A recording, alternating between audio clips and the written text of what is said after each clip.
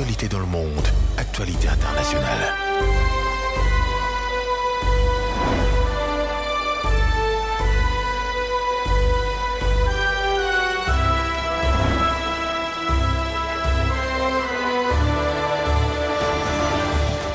Tout savoir et tout comprendre sur l'évolution de l'actualité économique en République démocratique du Congo. Une seule adresse, c'est Zoom Eco Télévision. Mesdames et messieurs, c'est toujours un plaisir pour moi de vous informer. Bienvenue à vous.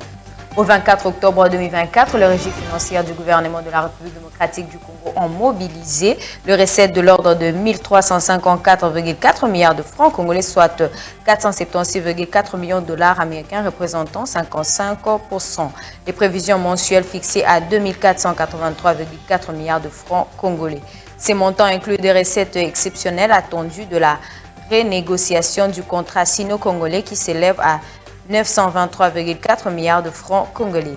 Les régies financières comprenant la Direction générale des impôts, la Direction générale des douanes et accises et la Direction générale des recettes administratives ont montré des performances très variées.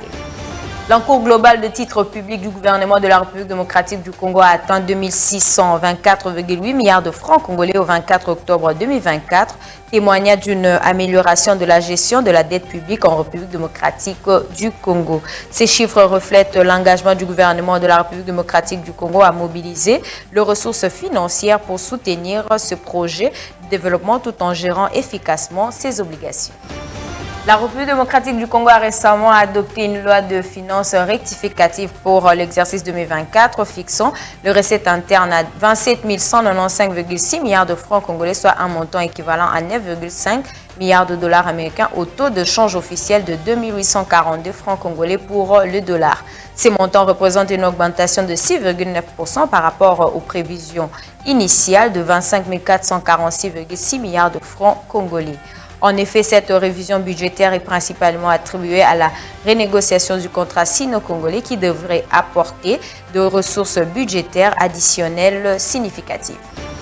Le député national Eric Chikuma a défendu certains besoins qu'il estime prioritaires et qui doivent être inclus dans le projet de budget de l'exercice 2025. C'était lors du débat général ayant conduit à la recevabilité du projet de loi de finances 2025 par l'Assemblée nationale.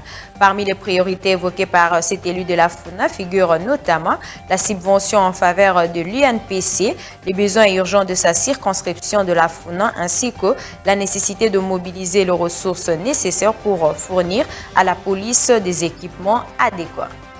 Nous voilà arrivés à la fin de cette session d'information. Merci à vous de l'avoir suivi. Restez branchés sur nos antennes pour ne rater aucune édition. Au revoir et à très bientôt.